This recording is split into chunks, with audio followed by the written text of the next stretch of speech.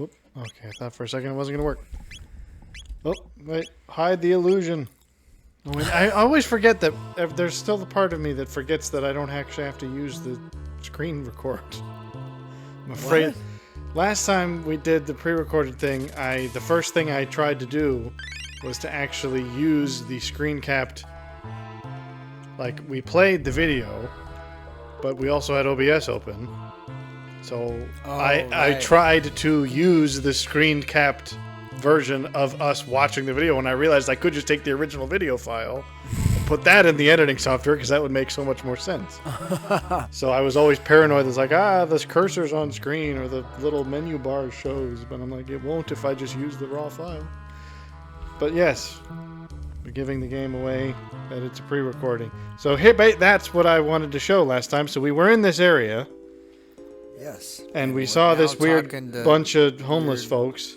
And we then left and went to a different area because one of the dialogues they trigger is like, oh, there's this guy over at this other place you should go to, and that's what we did.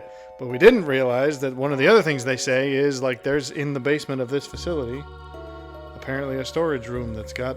Oh, I think the reason I paused on this for so long is because I wanted to get... There was just something about the phrase, oh, gotta try, that I was like, okay. Gotta give him that hot tooey. I guess that's it's a life advice. A ho do indeed gotta try. Well, I mean, when it's Dumbledore or whoever that guy was, how old was he? What does that have to do with... I don't know, it may take some time. Heard, But anyways... issues, 1 in 5. So the basement is the place that we could have gone and we didn't go. And so when I was playing through this, because I said a long time ago that I would play through it at some point on my own to recapture the save, like the few hours of data or save that were lost when it didn't save properly. I don't know how we missed that. I don't know, because it's not exactly clear that it's like a ladder leading down. But I mean, I noticed it probably just because I was paying more attention than we normally do when we're actually playing it live. Well, there you go. So anyways. There's our budget Bowser. Not even. It's over kind. I wonder if the pre-record strategy is still worth... It feels a little stiff. I don't think it does. I think it depends on how... The game's kind of stiff, too. Because... so this is basically the crux of what the time is spent on, is there is some massive robot thing in this room that I end up fighting for a while. Which actually appears in the title sequence if you pay attention. That's the other thing, it's like a slut. Bruh! Oh, what's going on?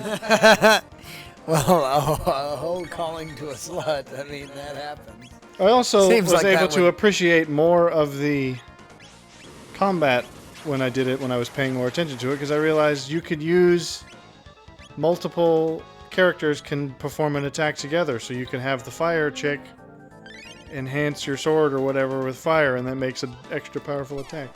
So, in some ways, I think, I mean, if only just because it helped me gain some more appreciation for this game, actually. When I was able to pay knowledge on how to play it correctly. Well, yeah, that helps when you pay more attention to it. The main thing is there's too many games that come out that I'd be curious to try, and I don't know that we'd get to all of them if we had to do them. Well, that's true. Therein lies the ongoing dilemma of our kind. So, I don't know. Perhaps we'll occasionally pepper in... Because the one thing that's beneficial is that it does mean the game doesn't suffer, but neither do we suffer the game. Neither do you suffer from that terrible sentence that just was attempted. It made sense. I'm saying, we don't end up bashing our heads against the wall in the game because we're just not paying enough attention to make progress, but then also, brain power doesn't have to be dedicated towards the game, so we can talk about whatever the heck we want. Sure. So I want to talk about Linux. Since we're playing the future tech game, and Linux is the future of tech. That's my tortured segue. The most cumbersome segue ever. Well, but it may be the truth. Put together like I don't know. Because Windows sent out the death notice. It says next year Windows 10 is not going to be supported, and that was my ticket. Because I'm not moving to Windows 11. Is anyone on Windows 11? Yeah, a bunch of people. And if so, a bunch of unthinking people. If so, is it useful at all? I mean, it's the same as Windows 10 with a lot more invasive privacy problems. Well, therein lies basically that's what most people's issue with it is. The operative word I used was improvements. Oh, does it have improvement? I doubt it. I think the point is no. If it's just more no, I'm sure handsy. Well, improvements in that, yeah, they think that, if we just stick an AI in your computer, you won't mind that, will you? Yeah, sure. We'll make sure that it'll help you like run stuff and things, and yet we'll also be selling your data to Taiwan. So I don't know. I'm not moving to Windows 11. So when and you should know that I don't make idle remarks. Well, that's true. So when I got the notice, I made the joke saying, "Well, here's the greatest ad Linux has ever gotten," and from all of the discussion online, it's the truth. Because I am not the only one looking into it right now. Well, I'm not. That doesn't disturb me at all because when I was in junior, I think in high school, my friend and I ended up building a Linux. Well, Linux has been around a long time. Well, I know. It's mostly just that it's finicky. You have to put the effort in. It's not that finicky. Well, though. that's. Really it doesn't seem like it from their videos, but that's always been its reputation. One person made a joke. The only reason that I thought was funny, saying the great pro of Linux is that it doesn't chew up your computer's resources. The con is that you are the computer's resource. Well, that's true. It's like, well, that's fair enough. But the great. That also means I'm in control of the computer. Right, exactly. The great thing about that is also the worst thing about that. I think it gets a bad rap because there's not a lot of developers that are building for that platform. Yeah, that's changed though because open source has become the thing. Yeah. Open source is the way most things that want to be successful are going, just because it's sensible. If you want... Someone made the comment that it's basically another one of the various people I was doing as part of research for the making a Switch was, he said, however great the Windows team is, and I'm sure that, they're probably a pretty solid bunch of software developers, but the entire world is developing Linux.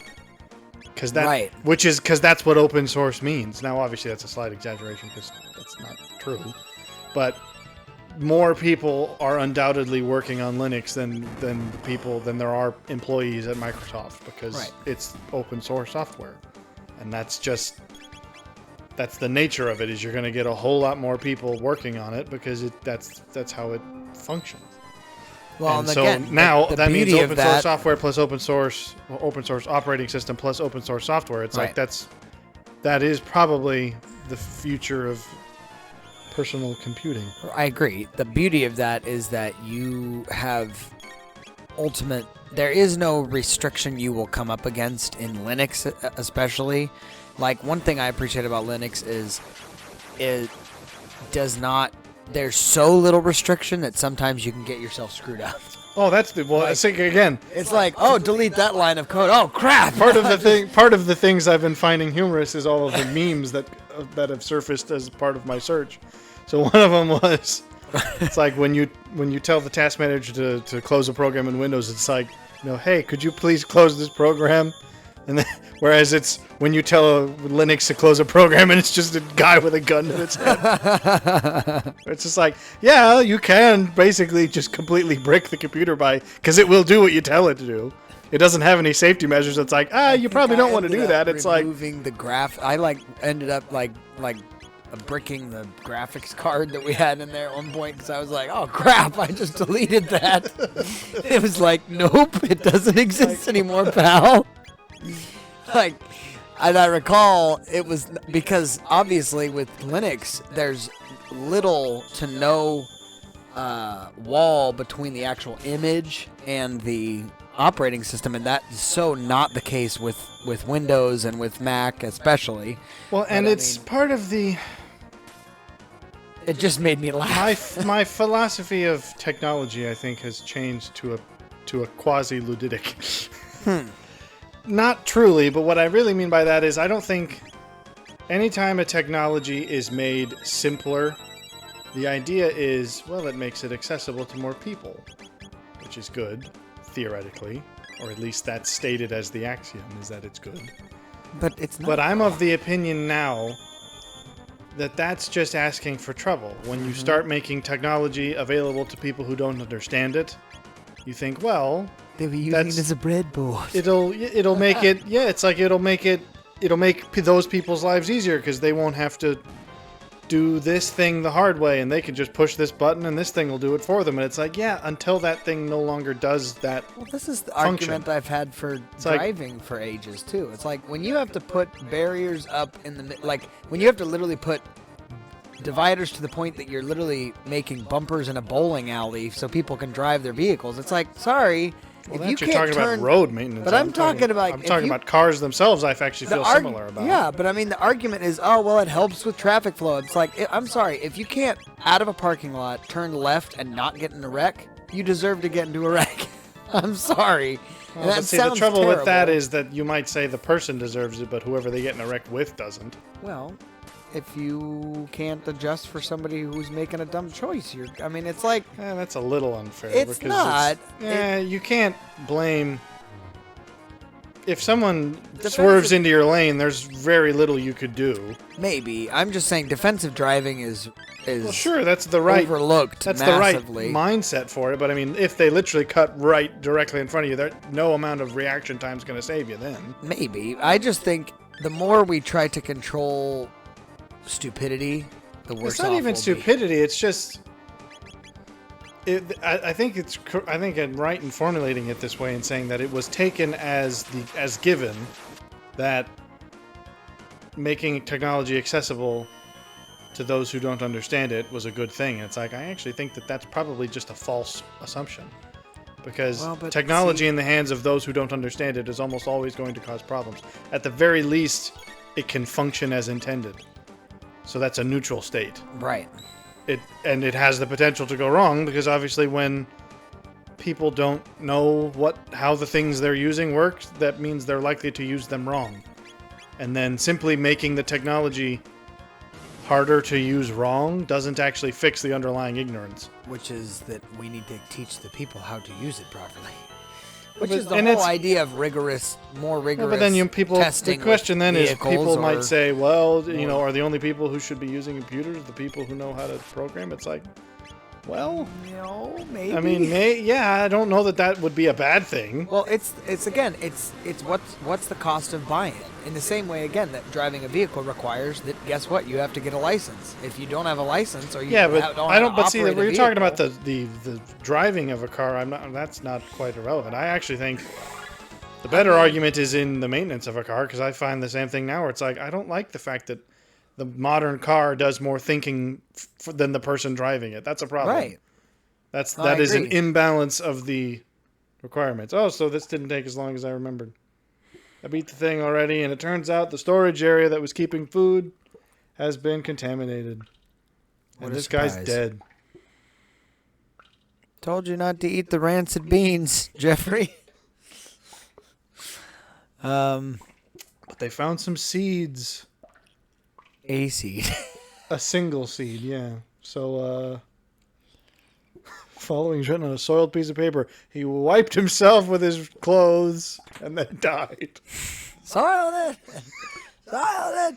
No, it's I think that to my understanding, driving school actually used to teach basic maintenance, like changing oil. I mean, it was like, the whole point in that is that there's certain things where when you buy something or you want to participate in a particular activity, such as driving, you ought to have at least a periphery knowledge of how the technology works. I mean, it's like, Yeah, I think it's not far off from the truth to say that some people that are out there on the road now that drive vehicles, or in the case of what you're talking about with computers, literally it's nothing more than a magic box that makes words to them. It's like, and this is there's a Jordan Peterson should take a drink. That's better. I don't know. Rather than the rules we have, it's basically just a drinking game is the right way of framing it. Jordan Peterson, take a drink. Because he was, I forget. Just have me hitting it all the time, then. I forget what the lecture it was, but he has basically that same thought is, most of the time, the things you because I mean, this goes on a very different psychological level, saying, you perceive objects not by their physical reality, but by what functions they achieve in your life. So he's basically saying, you're right in saying that most people, a computer is simply a machine that makes images appear. And they have a loose influence over the images that appear on it based on how well they know how to operate it. Right. Or similarly, a car is nothing more than a thing that gets you places.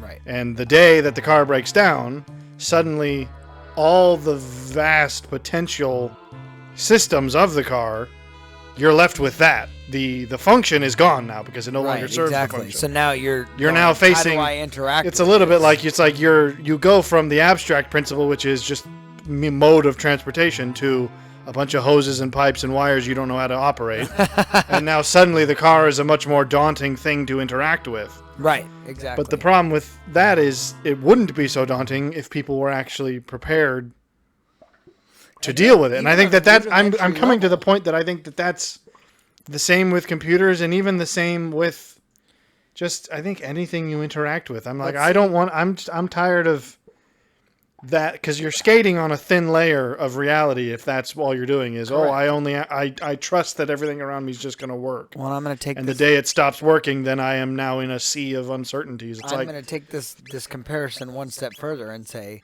in the same way that Linux essentially pulls everything down to a coding level, in the sense that with Mac you have PostScript, which is more complex than binary. I would argue, which is why it's easier most of the time to write a virus or a Trojan for binary versus PostScript. PostScript is more difficult to code, but at the same time, I expect everyone to flame you for your knowledge on this now. Why? Well, when's the last time you've messed with this stuff? It's been a while. That's my point. Because yours, I don't know what I don't know what you're talking about. So.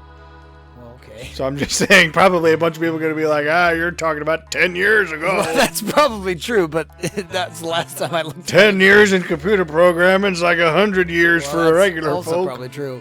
But all I'm saying is Linux takes that and boils it down what I'm to doing in this section of the video. I wouldn't say rudimentary. That makes it sound bad. It takes it to a more utilitarian vibe, maybe. Well, that's always been and this thing. What it is essentially the same thing as all the Mac and PC restrictions and parameters. It's like, you must stay within these boxes, are the equivalent of modern cars going, we have all these computers that are thinking for you, versus even worse, it's like the ones that versus going back to like an inline 6. If you try to merge lanes without turning the indicator on, it'll actually intervene and be like, you don't mean to make this turn without indicating, do you? But screw you, maybe I do. With an inline 6, maybe I'm tailing a guy. Back in the day, if you had a rudimentary knowledge of engines, you could at least handle like, something's going on with my engine right now, and it literally was 6 cylinders inline, and basically the function was. Well, that's not the only. Well, but I'm just saying there was. The V8 was not too complicated for modern engines. No, what I'm saying is, back when everything was, the engine was nothing more than a mechanical, like, sequence. The thing is, they've had electronics in engines for a long time, but electronics aren't the problem. Computers, when you think about it, what's the one environment computers don't run well in? Outdoors, lots of vibration, bits of debris. It's like, these are what? Who would have thought? Yes, computers in cars makes good sense. This is about all of the worst things you can do to a computer. This is about every bad idea that a computer could have to deal with. It's like, varying temperatures, outdoor conditions, a lot of vibrating, heat. Let's just, put a computer in there. I found a rather ironic scene on the road the other day where there was one of those new Tesla trucks or whatever, and it was getting, Yeah, I saw those for the getting first towed. time It one was of the other getting days, and I towed. was like, oh, they do really look It weird. was getting towed by a big old fat Well, of diesel course tow that's truck, how and it it's would like, well, happen. yeah, I mean, Yeah, it's weird having seen them because I've only ever seen them online, and I saw one the other day, and I was like, oh, they really are strange. yeah, they're a little tankish, in my opinion. Not even. That'd be all right if they were tankish. They're just weird. But anyways, Okay, what's with the weird turtle bug? yeah, apparently this is more of the stuff we didn't see in this basement area. Not sure what those Is that things what are. he looks like? Ostensibly. This is what all of them look like, ostensibly. The word ostensibly was used for exactly this purpose. Okay. You know what? Well, okay, am I beyond you? I know what the word ostensibly means. I'm just saying I don't exactly know why it's particularly applicable Well, in this because circumstance. the gulf between the depictions is stark. Okay. Anyway, I've just been looking into it, and I'm annoyed by just companies being stupid. What exactly? Because I think what's the ideal? I mean, I think is the it a ideal balance? is, I What actually, is the honestly, ideal the balance? part of that I'm thinking is, it's just like, I think the ideal is you don't use any technology you couldn't understand yourself. Well, and again, that's So it's like, let's just go back to the 90s. Not in every aspect, but like, yeah, probably the only people who should be doing serious computer work are people who know how, at least, to run Linux. Because it's not probably that, I mean, I'm not much of a tech whiz, and I feel like I'm at least grasping it after a week of looking at videos, so I mean... Plus, it has also made me reevaluate just your relationship with the concept of a computer and what a computer does and how much you actually need for it to do.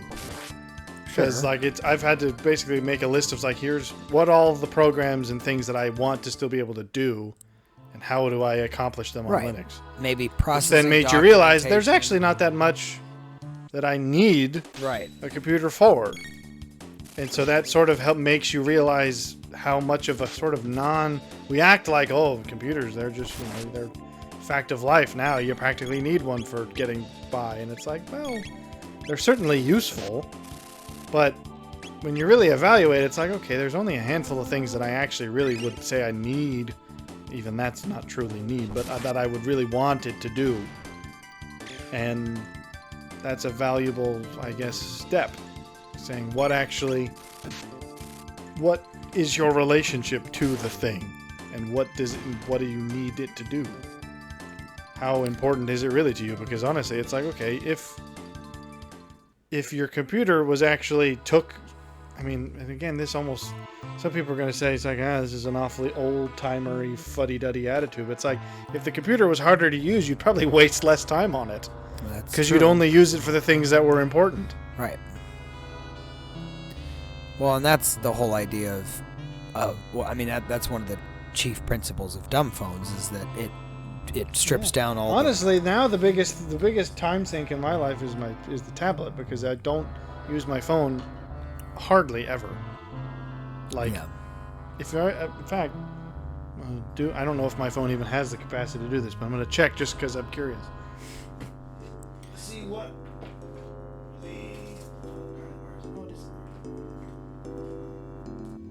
to see what my average statistical use for this is, if it tracks How that, does which that it probably actually- does.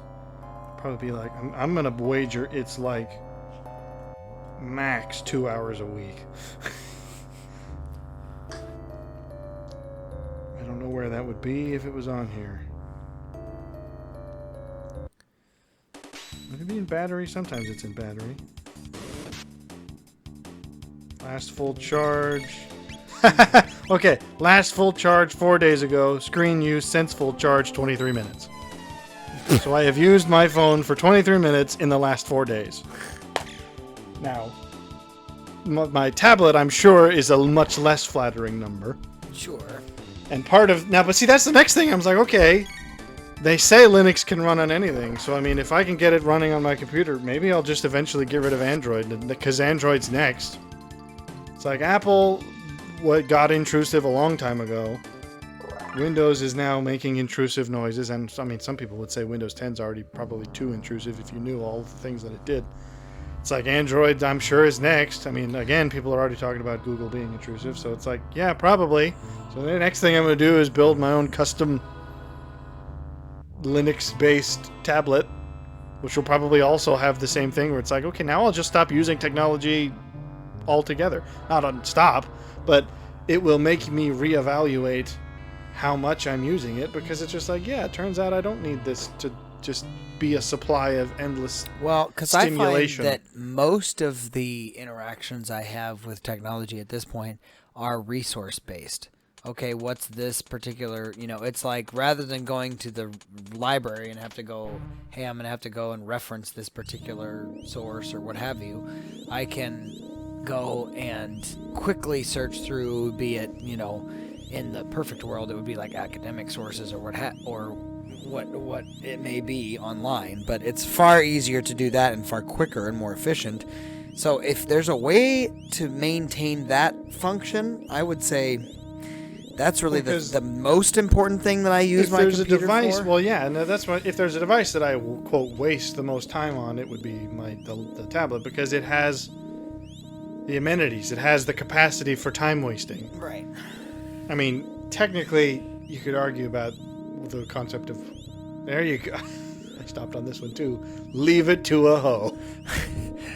Well, I love that the slut says that. Leave it to a hoe. Ain't that just like a hoe? Anyways, I think that's why I lingered so long on the screen. You probably just so that I wanted to make to yourself. Just so that we could comment on that. Because you could make the argument, it's like, well, if you spend hours gaming, then isn't that a waste of time? It's like, well, technically, I suppose, in the grand scheme of things. But that's still a purposeful thing.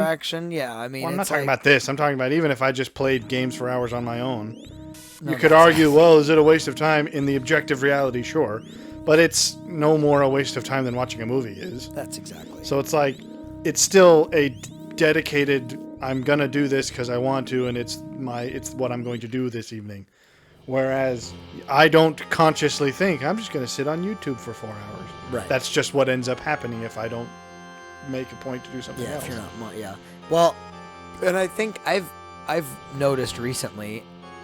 So we're in the process of buying our first house, and I've noticed recently that a part of your interactions, perhaps with technology, also comes from how you've set up the rest of your life. If you set even like your home, take your home space, or even just like your own room, set up in a way that limits your maybe space functionally for hobbies and things of that nature. And you're getting into feng shui, I see. Well, no, but I'm saying then you're going to come and sit down and plant yourself and do something online or whatever. This is literally what feng shui is actually about. Is it's like structure the space so that it is conducive to the things you want to do in your life. That's what I mean. Like, for instance, my house has a lot of land. Why? Because I want to be somebody who spends time outdoors doing things and accomplishing things. And then I go, even like take your room, obviously you've surrounded yourself with books. It's basically, it's an office that I sleep in. Sure. But that's because that's the function I'd want it to have. The reality is you are crafting by putting things in a space. You're saying these are the things that I still need to find a way to make the desk more useful. Problem is the desk gets using for storage space, which means if ever I want to use it, it's... Because basically, this is actually, Adam Savage talks about this. He coined the term first order retrievability, which is, he uses that for tools, where he's basically saying, I want tools to be organized such that nothing is in the way of anything else. Right. When I need something, I don't have to move something out of the way to get to it. And the issue is, if you have a desk that's got stuff on it, then when you want to use it, it's like, it may be a minor thing, but having to first clean off the desk before you can use it disincentivizes you from doing the thing you're going to do. Right, exactly. And then you'll just sit. And then you won't do it. And that's, so I still have that issue, is that the desk is functioning as where the computer has to be, where the TV has to be. It's like, because the space, it would be better if I had a different place to put the TV, but I don't. because the TV is also a monitor because it's just a giant monitor basically. That's all. But that means now the desk is. Now we're getting into the philosophies of interior design. Well, I mean, that was one of the and things whatnot. even I wanted to touch on because I mean, ergonomics, good. Well, no, just so the idea we talk about in our house, at least that we have, when in past years we've rented or what we've done, we have our TV in an armoire that gets closed. Now, in this house, we have that, but it rarely gets closed. My wife and I would close that almost every single evening so that in the morning it was shut. And unless you're actually going, I'm going to, watch a show or turn on this particular movie for, whoever, it stays shut. And what that does is it's amazing how the minute you remove it from your visual field, that it's like, no, we don't need to do that right now. Because it makes you, I think what it does is it causes you or it forces you to become more aware of when you are turning it on. Because it's more is required in order to get that accomplished. And so if you make it easy to interact with technology on a time-wasting level, you are going to waste time on it. But if you create parameters, even within, I mean, I'm not a huge fan of these, but there's the applications that actually allow you to restrict certain time frames on when you use stuff and things. Seems to me like always a dumb idea because you would just turn it off. Well, I know myself. I would just go into the app and be like, no, deactivate. I'm still gonna do this because it makes the only time it makes sense is if it's like if it's a family device and you're the only one with the ability to control it. So you could say, you might have a computer in the house. It's like it has this limit that you're not able to exceed. I'm the only one who could control that. Whereas if it's my own device that I'm trying to limit for myself, it would be far too easy to be like, there's a time limit. Nah, I'm just going to go rewrite that. But I'm saying it creates more steps at the very least. I suppose. That. So if you're really in earnest trying to limit yourself. You have to be triple factor identifications. I'm going to send you an email to a separate device and call you. And then we're going to finally send it to your grandma who's going to call you and say, are you sure you want to do this? You could be reading a book or doing something productive. I remembered to use the save point crucially, so it's now... It's a different kind of time sink. You end up wasting an hour with your grandma trying to get off the phone. Well, I mean, it would work, I suppose. Anyways, that's what I've been thinking about and looking into this week, and I've got a year to figure it out. It's also made me do that with you. Because I had initially thought when I first built this PC, I was like, well, I'll upgrade it over time because that's the nature of a PC you build yourself is you could swap things out when you want, make it better.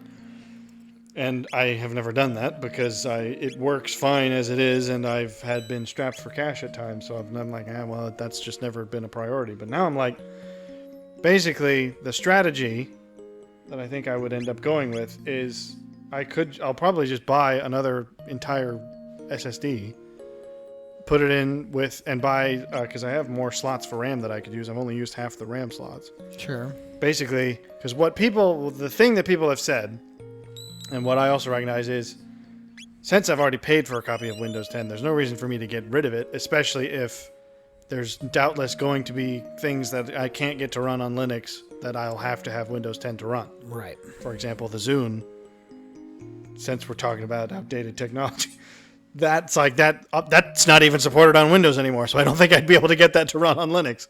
So I'd have to run it. Surprised. No, I've looked into it, and people have basically said people have connected their Zunes to Linux, but you can't run the Zune software. So it's like you'd end up it's like you're not able to change song names and stuff like that. So you're left with essentially the Zune just becomes a hard drive that holds music, but it's not sorted in any way. Sure.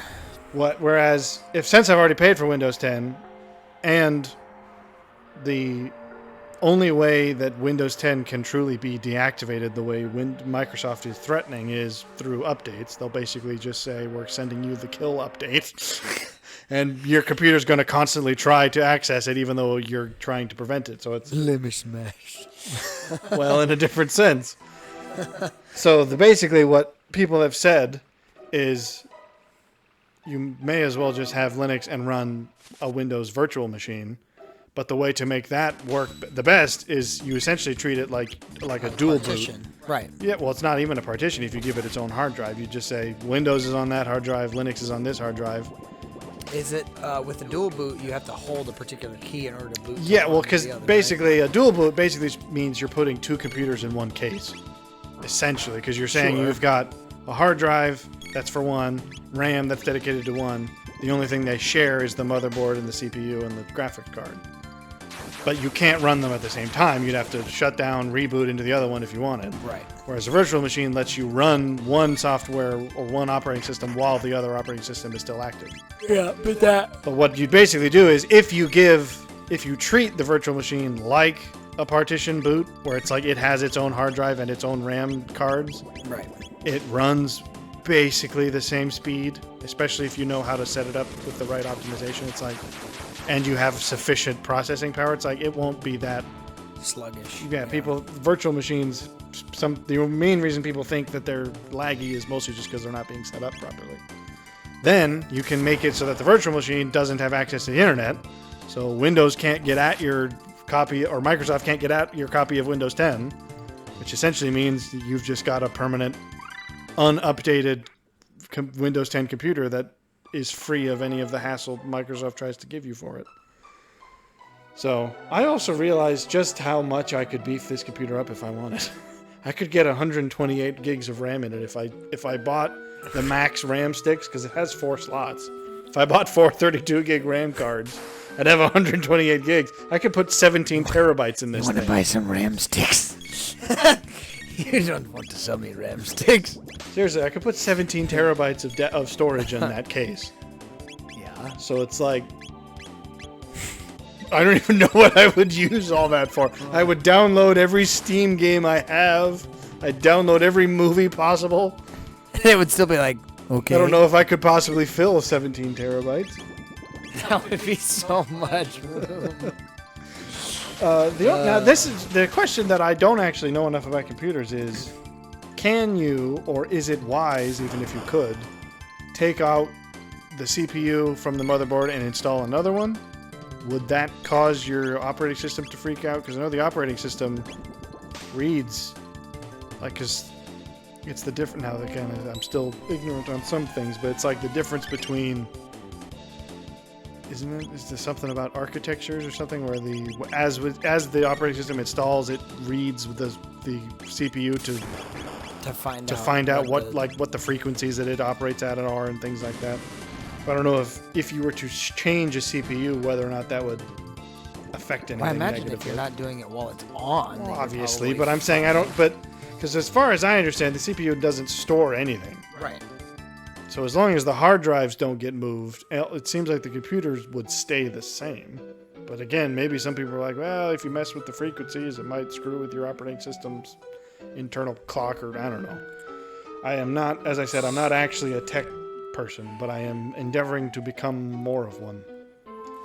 I had the privilege of learning alongside of somebody just in real time because he was brilliant at it when he was in high school with me, and so he built ours it was actually in our youth program that we needed a computer, and he and I got sick and tired of the computer that we were currently using crashing, so we built a Linux computer, and then oddly enough, it was like a presenter software similar to like a ProPresenter or something of that nature, and that's all we really needed it to do because it was like a slide thing, and so we got a program that was specific to Linux for that. It was like, okay, here we go. Like, that's all we needed it to do. Well, and so one of the things I saw, because again, a lot of it's been memes for some reason. Because apparently it's not surprising when you think about who's using Linux. But one of them was, I'd have to show it to you because it's very random. But the crux of it is it was the Pingu meme. Okay. The character. But it's like Windows running, I've got 8 gigs of RAM. Just idling, it's running 3.8 out of 8 gigs. And it's like switching to Linux, and it's 0.8 megs of 8 gigs of RAM while it's idling. It's like, well, okay. That's hard to argue with. Because it's... Well, but here we go back to Linux when it's idling. It doesn't do anything. Whereas Windows, when it's idling, is like, yeah, but we're still checking on this, and we're still sending data to China. We're making sure that you're updated. Making sure the NSA knows about you. Here's his favorite anime waifus. Wow. Here's all of his fetishes. You're gonna harp on that one till we die, aren't you? You're gonna be at my funeral going, yeah, he had a really random anime wife. I'm pretty sure you're projecting now. I don't know what I was simply saying. That's a. I was talking about tropes. I don't know what you're going on about. On the weird one that we did last week. Well, apparently you're still thinking about it. I wasn't. I was just saying. Windows knocking at your door. Any kind of bizarre fetish preferences you have that the FBI knows. What's the Windows sitting there knocking at your door? Publishers, Candygram. Just constantly. Well, it's. I'm just tired of it. I also find it obnoxious that the actual companies that build the computers themselves, like the actual hardware, also put on their own monitoring softwares on there, like Acer and what's the one that I have right now? Don't you know, though, it's so that they can better serve you. Yeah, serve me up to the government is what? Serve me with a side of fries. I could really go into some creepy territory with that. Okay. If you've watched, what was that show that we watched? If you've watched something the government knows. No, I'm saying, well, that's true too, but that one. He's into older women. No. That one conspiracy what? show cartoon. Remember the conspiracy theory cartoon. I assume you're referring to Inside Job? Yes, that's what it was. Conspiracy theory cartoon. There's your summary, everybody. It's a Netflix summary. I mean, I'm not. It's not inaccurate. It's just odd. That's what you'd latch on to. I don't know. This is when I got tricked by the classic video game. I'm not even sure what you'd call it. You'll see. I forgot that this era of gaming was fond of this particular trick of perspective. Oh, talking about tricks of perspective. One of the ones that really got me one time was we were playing the Assassin's Creed game, and I kid you not. It's not even an old game. No, it's not. But they played this stupid perspective angle trick where in this church, and those that have played this game probably will go, oh yeah, that piece of crap was really, because you're looking for this thing, and in this church you have to go in to this back hallway, but it's not enough to just be there because you're controlling your camera, so you literally have to go in there and then turn your head because there's this some secret room that you would not otherwise see in any other context. And it's a bit like, okay, that seems like it's just cheating. Well, I'll tell you it's very, very random. The only time I had to look up a guide for Twilight Princess was, I forget which of the temples. I think it's probably the water temple. But literally, I got to the final room. It's like right before you go to the boss. I'm like, okay, there's a door here. I don't know how to activate it. I haven't seen any switches in the rest of the temple. I'm wandering around the whole temple being like, there had to have been a room that's got controls for the door. And then I finally get a guide up, and it's like, oh yeah, go to the boss door room and hit the switch on the ceiling. I'm like, there wasn't a switch on the ceiling. You have to get into like the first person mode, look up at the ceiling. It's like, that's what I'm saying. It's right. Yeah. It's like, but it's not visible if I'm just walking into the room. Thing. It's like, no, see, that seems a little bit like just no. And I was annoyed because I got through the whole rest of the game without needing guides, and I was going to be like, I did it without even having to look it up. And I was like, except for that one stupid room. Anyways, found out RetroArch runs natively on Linux, which I'm happy about. Well, that is not surprising whatsoever. The only thing I don't know is, does it run well? People that run Raspberry Pi are absolutely Linux people. I guarantee you that. Well, I'm not sure. I saw one guy that literally used 20 Raspberry Pis and built a full-on computer with Linux. I'm like, that seems like you could do that with less work. Yeah, it seems like, making the Mona Lisa out of feces. I'm sure you could do it, but you're going to have to spend weeks getting your poo the right color. Having to eat a lot of fruit this week. So it's just... Need some orange. By the time this month is done, I will have eyes that can see Mars. Here it is. I think this is when I realized it. Anyway, yeah, it's just, I don't know. So here we go. I remembered. There it goes. Just because you can't. Right there, that pause was you going. Just because you can't see the floor doesn't mean it's not there, but it's annoying. Anyways, yeah. Next thing I'm gonna have to build myself a tablet. I'm actually curious about the whole cyberdeck concept. That I've never looked into. Well, I mean, at all. I don't know how easy it would be to build a tablet, but there's lots of people who do. I mean, apparently, I actually learned the etymology of that word. So the cyberdeck? Yeah, it comes from the Neuromancer books, which doesn't surprise me because that. I don't know if I'm familiar with those. Famous sci-fi books from I think the late '80s or early '90s. Very much the sort of origin of cyberpunk, kind of. Yeah, I don't know enough about that genre to really. You know, cyberpunk is sort of. Sure, but I'm Tron just saying. Adjacent, dirty Tron. Dirty Tron.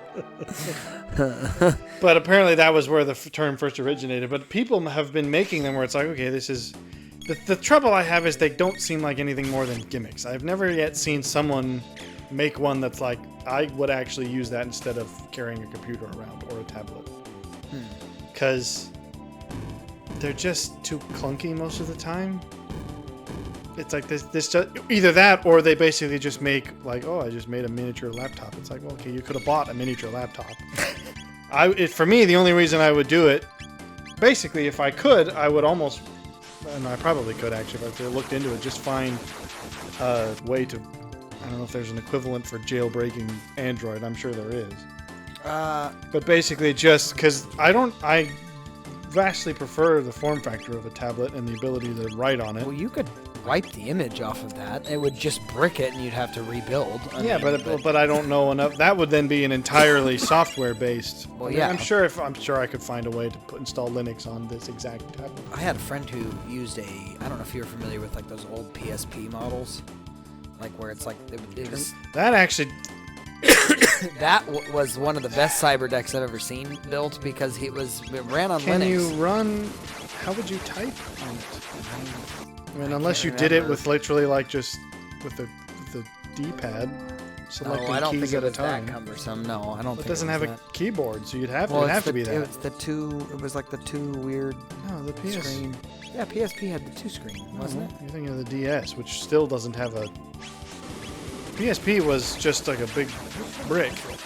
I'll admit the PSP does have a good form factor for a technological handheld device. That's basically the thing is technology has become almost blasé, which it shouldn't be. Like this thing that is what? Like this is smaller than an 8x10 piece of paper, and it has more computational power than the rockets that went to the moon.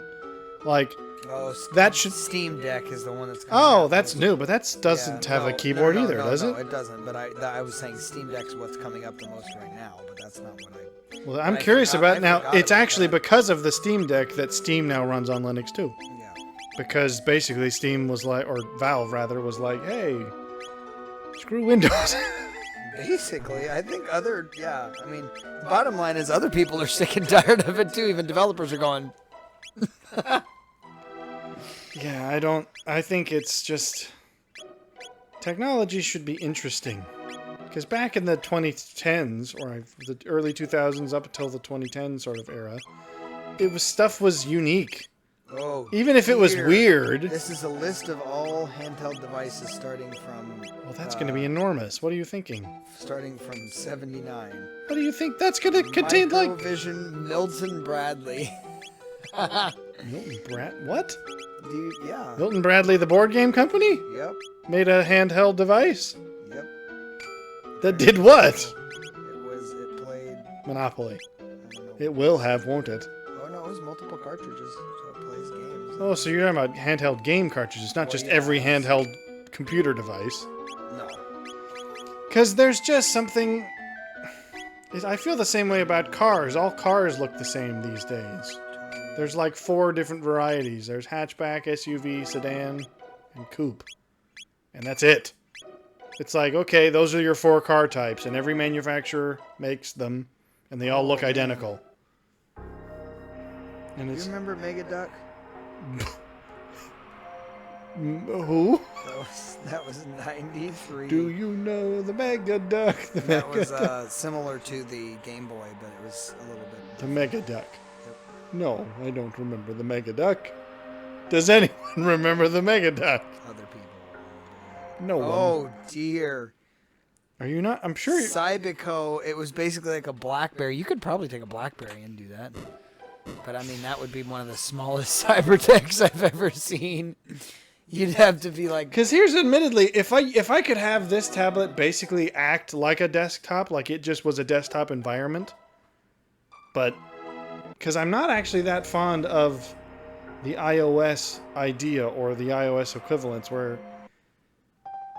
Like, the application-based system... I mean, Android's better than Apple anyways, if only because you could still access the files, you can still, like, it's slightly more computer-like. Because in iOS, it's like, yeah, there's a bunch of stuff downloaded, and you can't see any of it. Whereas in Android, it's like, okay, yes, here's actually the file system, but there's still things I can't see because they don't want me to mess with it. And it's like, well, that's dumb. Well, here's something. This is like actually perfect for what you're wanting to do. It's open source hardware. It's called Pandora or Open Pandora, and it's literally meant to be a cyber deck. Like, look, somebody's running it. See, but that's just a mini laptop. I'm not sure I want a mini laptop. Yes, I suppose that would be what it is, but I mean...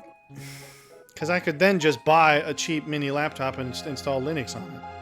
So what is, I suppose, your qualifiers then? Basically, I would want to just run any kind of functional operating, like desktop-grade operating system on a tablet. So you don't if that's want, possible. Because so I'm not overly fond like, of the whatever the mobile OS, because it's not iOS exclusive, but like Android and iOS, they have abbreviated versions of programs. Yeah, they don't.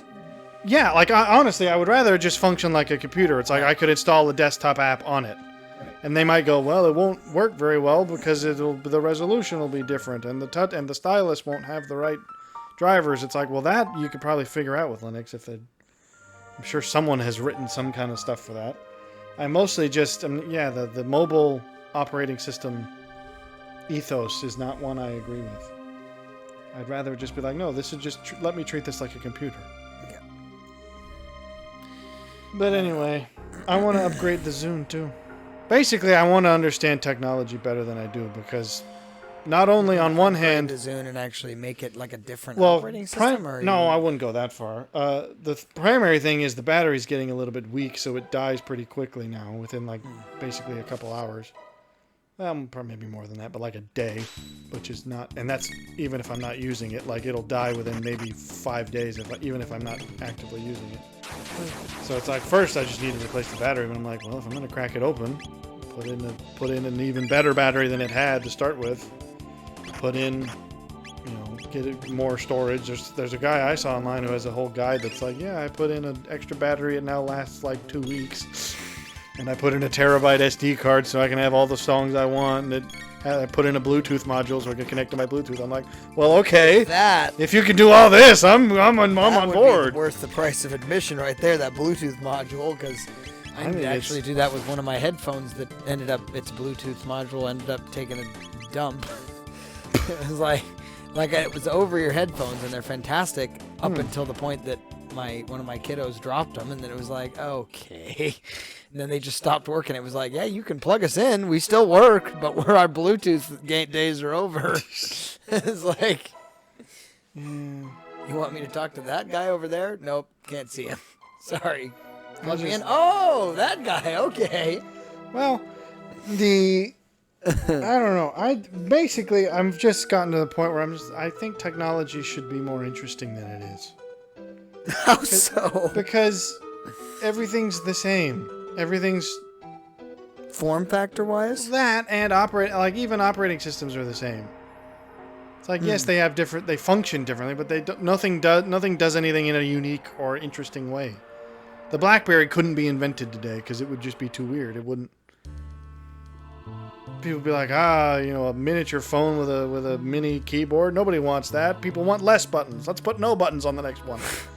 And it's like, no, I want buttons.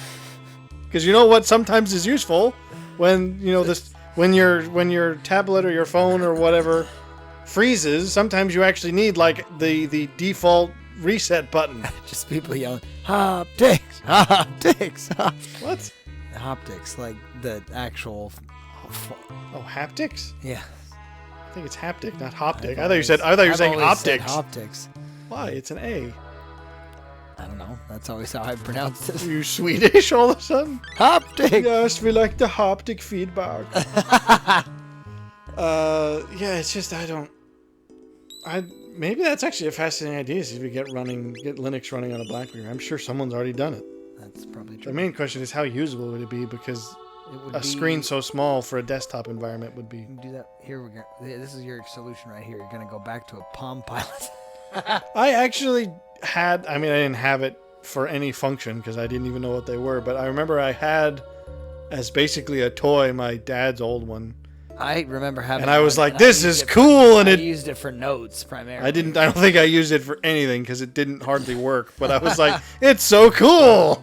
And the pen goes inside, and you stick it, and it goes bing, and it comes out. And I was like, "What an interest! This is the height of luxury."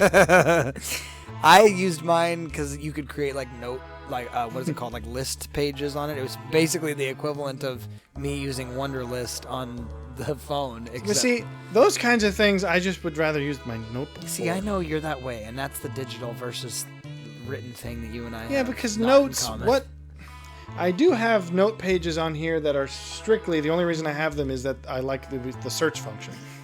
So it's like, if I have a thing that's like... That's what I mean. Well, yeah, but if it's just like, I need to make a note of this for later, I'd rather just put that in my thing. Maybe. For me, I have the opposite problem. I think this is the end of the video. I feel anything that's written down on like if I pen it onto like a parchment, it needs to be something that is permanent. Well, yeah, but see, that's...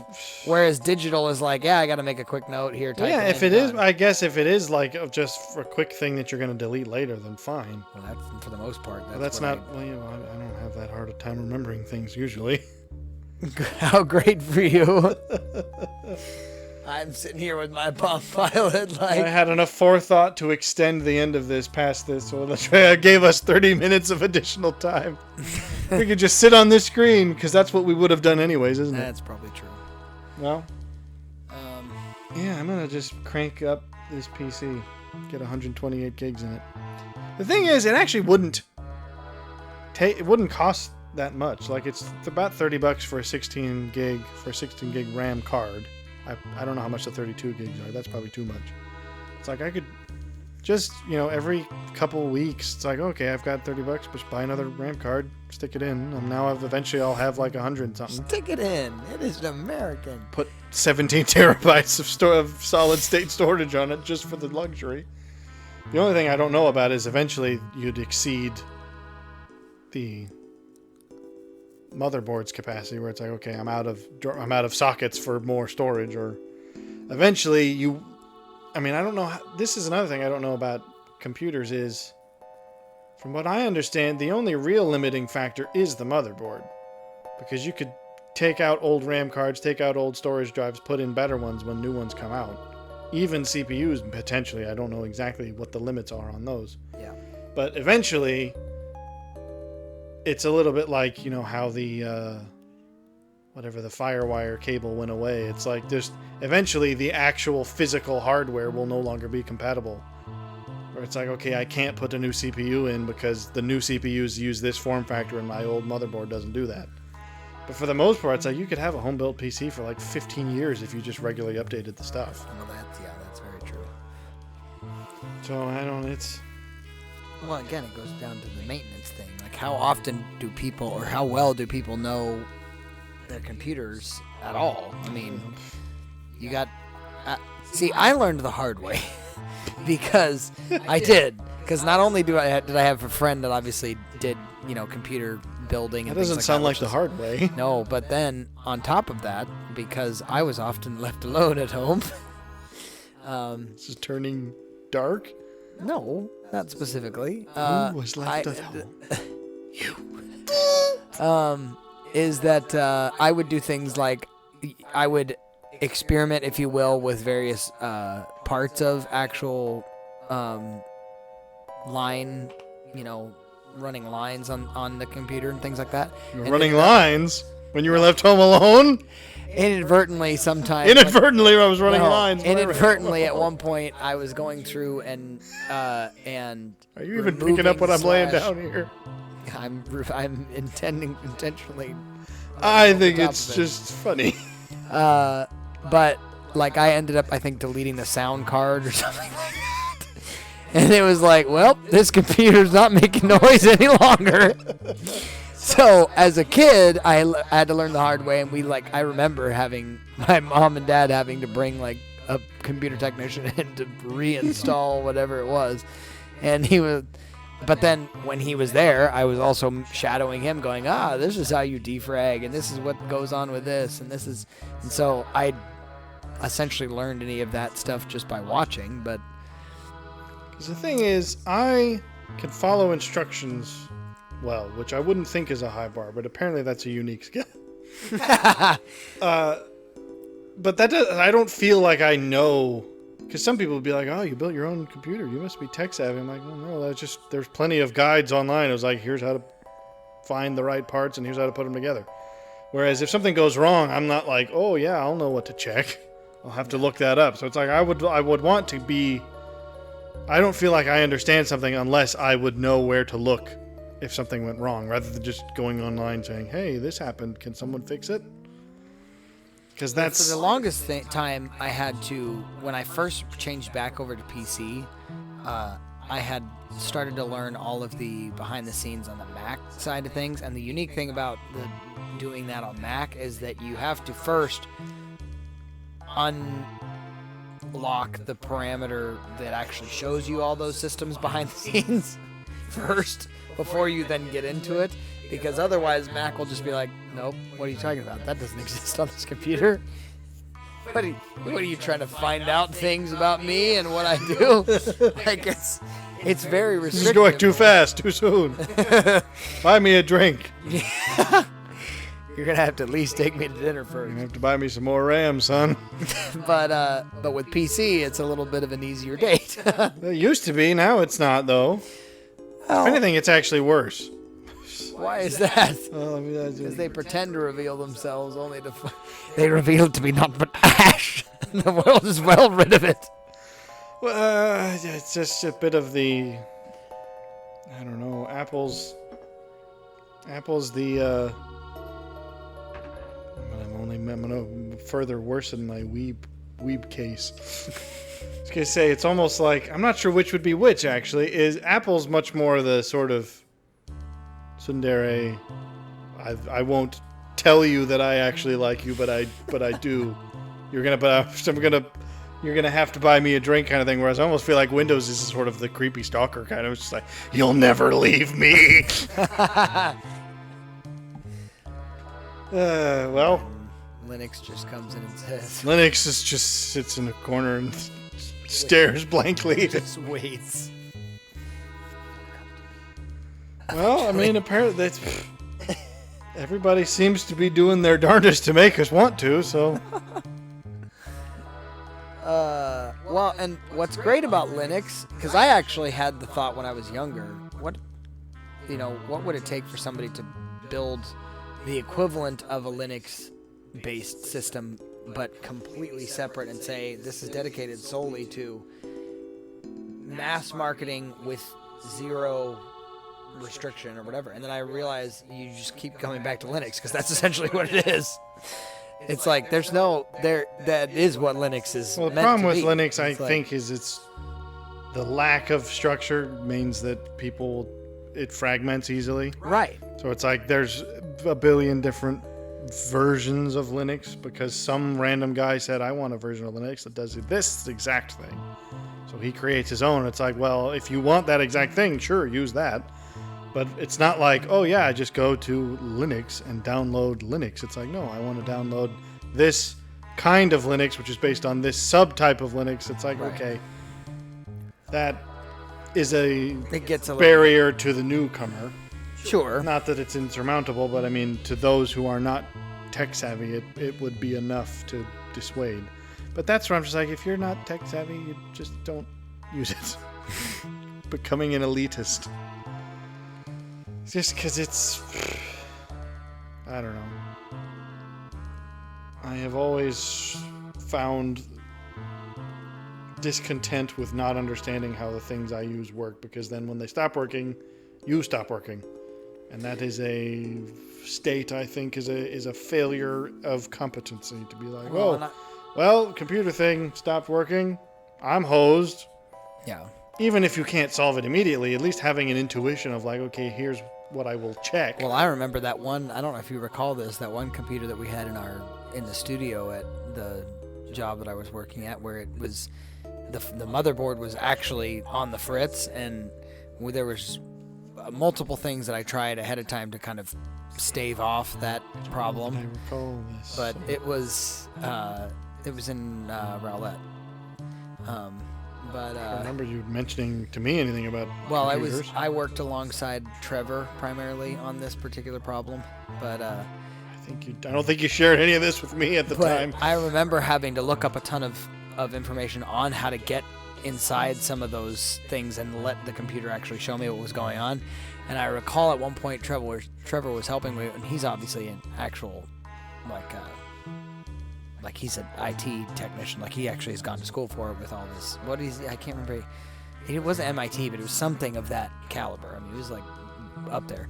And at one point, what I was doing, he goes, I didn't know you knew computers this well. And I'm like, I'm just, same thing like you said. It's just like, all I'm doing is following instructions, pal. Like, you look it up, you go, here's the problem I'm having. And other people go, here's what you need to do. And I go, okay. So see, the problem with that, though, is if something doesn't react the way they say, it's like, well, now I'm stuck. I followed it, stopped at step 5. I did what it said step 5, and it didn't do what he said it was supposed to do. Now I'm hosed again. What's that scene from Jimmy Neutron? Oh no, I put it back.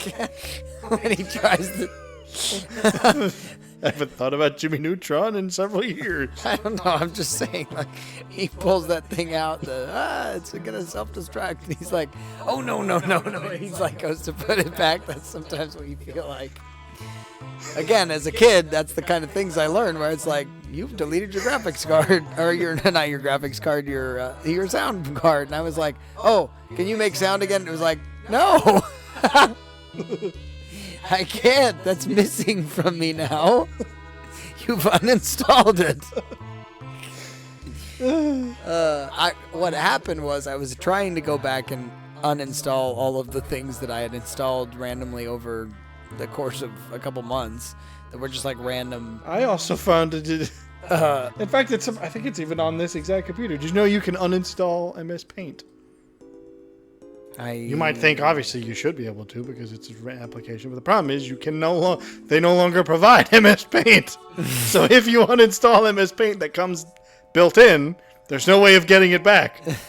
But I used to use MS Paint as the only thing I ever did it for was you could copy an image, paste it in MS Paint, and then save it as any file type. Right. Well, I can't do that now.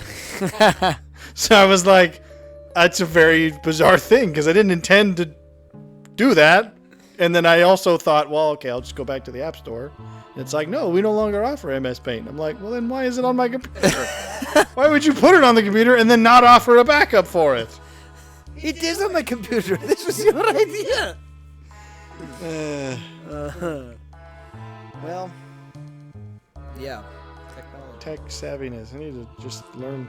I don't know anything about like what does architecture mean when they say for computer stuff. It's that like I'm unfamiliar with. I know image. I know skin based on obviously it's OS is typically what that is. I do know a bit of the difference between the PC versus the Mac side when it comes to actual coding, but it's very little. Like I recall having to PostScript a few codes because of the way that our my Mac specifically interacted with the printer at one of the jobs that I was at, and that was back in Seattle. And I fought with it all the time because this printer was specific to PCs, so I had to make it think that it was a PC. It was like, I'm sending this to you, and the printer was like, I don't like PostScript. And it was like, okay, what if I pretend it's binary? It was like, oh, okay. I don't know. It was, but that was only, again, very rudimentary, and it was purely because I was like, this is the problem I'm having, and it's really stupid. It was before Reddit, so I don't even remember how I got that information. I wouldn't know. Reddit's how I achieved most of my tech. That was back probably when you had to just look up basically back when either you had to just find a random forum or know a guy. Well, YouTube actually was a fairly decent forum back in the day. Like now, it's full of all kinds of like random 10-year-olds that are trying to spout nonsense. I feel like YouTube was full of 10-year-olds longer ago. I don't feel like it's full of 10-year-olds now. Maybe that's What part of YouTube are you on? But I'm saying, 'Cause back in the day, YouTube was essentially just a forum with video options. Do you remember back when one of the first things at the bottom of the YouTube video was post a video comment? Like, respond to this YouTube video with your own YouTube video. That went away very long ago. no, I think that that was pretty much how I learned a great many things on technology side. But again, I also had friends that were very dangerous with it. So I remember coming into my friend Jesse's garage at one point, and he just had like a shoebox in the corner that he had like random. Oh, the shoebox computer. And it was like, I literally was like, what the heck is that? Just a random pile of circuits. And he goes, oh no, that's the computer I'm building. I'm like, In a okay. shoebox. In a shoebox. Well, simpler times. I don't know. Nope. So feng shui, though, make sure you build your life in a way that Put doesn't your computer waste. opposite the toaster oven. Otherwise, the juju is wrong. Put your computer opposite. Actually, your no, I grandma don't so understand. that she distracts you. What? I don't know. I was gonna defend feng shui just because I think people don't. Oh, I People think it's typecast great. it in the way I just did as like, oh, it's all about can't put the oven opposed to the refrigerator because of the ice demons or whatever. No, People make it out to be people some make kind it of bizarre. hyper-spiritual, Yeah, it's yeah. not. Sometimes it's just like, well, we can't put these two things together because the fridge and the oven won't be able to open their doors at the same time if you put them across from each other. I don't think that's part of it, but anyway, so I don't need to get into Something that. Sun Tzu said. I can't open these two freaking doors at the same time.